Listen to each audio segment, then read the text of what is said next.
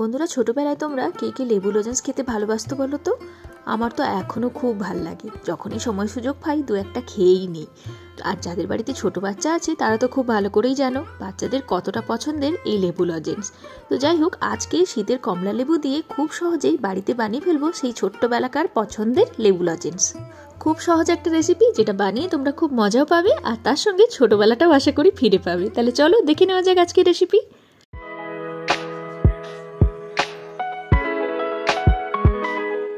এই ক্যান্ডি বা লজেন্স বানানোর জন্য আমি হাফ কেজি থেকে একটুখানি বেশি কমলা লেবু নিয়েছি।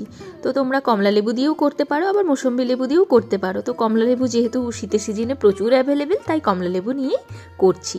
তো প্রথমে কি করব, লেবুগুলোর খোসা ছাড়িয়ে মানে কোয়াগুলো বের করে নেব।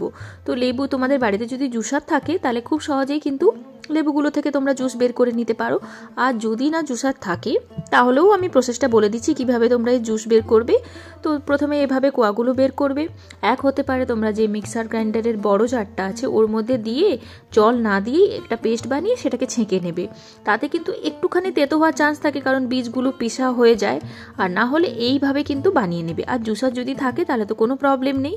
তো এইভাবে যেটা আমি দেখাচ্ছি, মানে ছাঁকনির উপরে কোয়াগুলো নিয়ে হাত দিয়ে একটুখানি প্রেস করলে কিন্তু বেরিয়ে যাবে। আমি এখানে চামচ দিয়ে দেখাচ্ছি যাতে করে একটুখানি দেখতে অ্যাস্থেটিক লাগে আর কি। তো যাই হোক, এইভাবে বের করলে একটুখানি টাইম লাগবে।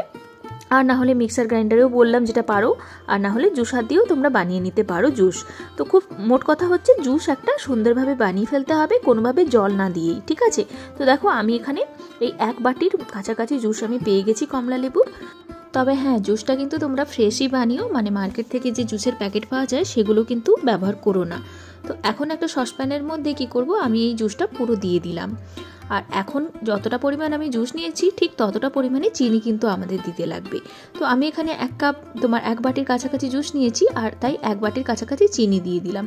আর এরপর কিচ্ছু করতে হবে না, ব্যাস এই মানে তোমার একটা চামচ দিয়ে এই চিনিটা যতক্ষণভাবে জুসের সঙ্গে খুব ভালোভাবে মিশে যাচ্ছে ততক্ষণ তোমাকে এটাকে এভাবে নাড়াচাড়া করতে হবে।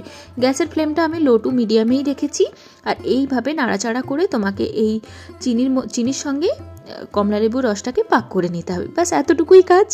তো এই রসটাকে তোমাদের ততক্ষণ পাক করতে হবে যতক্ষণ না একটা ক্যান্ডির মতো চটচটে ভাব চলে আসে বা গুড়ের মতো চটচটে ভাব চলে আসে, ততক্ষণ অবধি।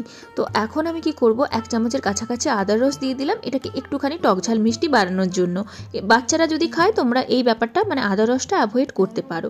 তো এখন অনেকক্ষণ আমি জাল দিয়েই পাক করে নিয়েছি। তো চেক করে নেব পাকটা হয়েছে কিনা। তো একটা বাটির মধ্যে জল নিয়ে খানিকটা তোমার রস আমি দিয়ে দিলাম এর মধ্যে। এখন ফিঙ্গার দিয়ে তুলে দেখছি যে সেরকমভাবে গোল হয়েছে কিনা। তো এখনও খানিকটা বাকি আছে, তো এখনও আমাদেরকে এটা পাক করে নিতে হবে। তো প্রথমে 10 মিনিটের কাছাকাছি পাক করেছিলাম, পরে আরও 5 মিনিটের কাছাকাছি এটাকে পাক করে নিলাম। তো এখন দেখো বেশ ঘন হয়ে গেছে, দেখেই বোঝা যাচ্ছে যে এটা হয়ে এসেছে। তো আমি এখন কি করব, সামান্য পরিমাণে বিট লবণ দিয়ে দেবো যাতে একটা বেশ টকঝাল মিষ্টি চটপটে টাইপের ভাব আসে। তো এটা দিয়ে ভালো করে মিশিয়ে নেব। আর অবশ্যই তোমাদেরকে এটা চেক করে দেখাবো যে আমি যেটা বলছিলাম যে ক্যান্ডির মতো হয়ে গেছে কিনা, সেটা বুঝবে কী করে। তো ওই বাটির মধ্যে একটা জল নেবে, আর জলের মধ্যে তোমার সামান্য একটু রস নিয়ে এটা দিয়ে দেবে। একটুখানি ঠান্ডা হলে কয়েক সেকেন্ড পরে এটাকে ফিঙ্গার দিয়ে তুলে দেখবে খুব সুন্দর এরকম গোল টাইপের হয়ে গেছে। তো দেখো, এখন একটা ক্যান্ডির মতো ভাব এসে গেছে না? তো এখন এটা রেডি। এখন এই লজেন্সগুলো বানানোর জন্য আমি এরকম সিলিকনের মোল্ড নিয়েছি। তোমাদের কাছে যদি এই মোল্ডটা থাকে তাহলে তো খুবই ভালো, আর যদি না থাকে তোমরা আইস কিউবও ব্যবহার করতে পারো। আইস কিউবে একটুখানি সাদা তেল লাগিয়ে নিও, দিয়ে তারপর এরকম প্রত্যেকটা কিউবের মধ্যে এই তোমার রসটা খুব তাড়াতাড়ি করে দিও, মানে রসটা যাতে ঠান্ডা না হয় তার আগেই কিন্তু তোমরা মোল্ডের মধ্যে বা আইস কিউবের মধ্যে দিয়ে দিতে পারো। তো আমি এরকম প্রত্যেকটা তোমার মোল্ডের মধ্যে দিয়ে দিলাম। আর এই মোল্ডগুলোতে না খুব সুন্দর স্মাইলি ডিজাইন করা আছে, তো ফলে কি হবে, লজেন্সগুলো দেখতে ভীষণ সুন্দর হবে।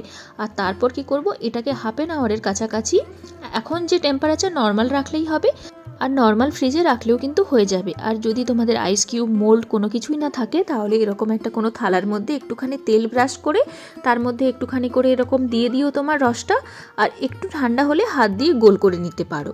তো আধ ঘন্টা রাখার পর দেখো খুব সুন্দরভাবে কিন্তু লজেন্সগুলো সেট হয়ে গেছে। তো তোমাদেরকে একটা তুলে দেখাচ্ছি, কত সুন্দরভাবে দেখো উঠে চলে আসছে। আর কালারটা দেখো একদম ন্যাচারাল কালার, কোনোভাবেই কিন্তু আমি কোনো আর্টিফিশিয়াল কালার ব্যবহার করিনি, মানে কমলা লেবু থেকেই এই এত সুন্দর কালারটা আমি পেয়েছি। আর দেখতেও দেখো কতটা সুন্দর হয়েছে, আর একদম খুব সুন্দরভাবে সেট হয়ে গেছে। তো এইভাবে কিন্তু তোমরা খুব সহজেই লজেন্স বানিয়ে ফেলতে পারো। তো বন্ধুরা, লজেন্স কিন্তু ম্যাক্সিমাম টু ম্যাক্সিমাম 5 থেকে 10 টাকা প্রাইস হয়।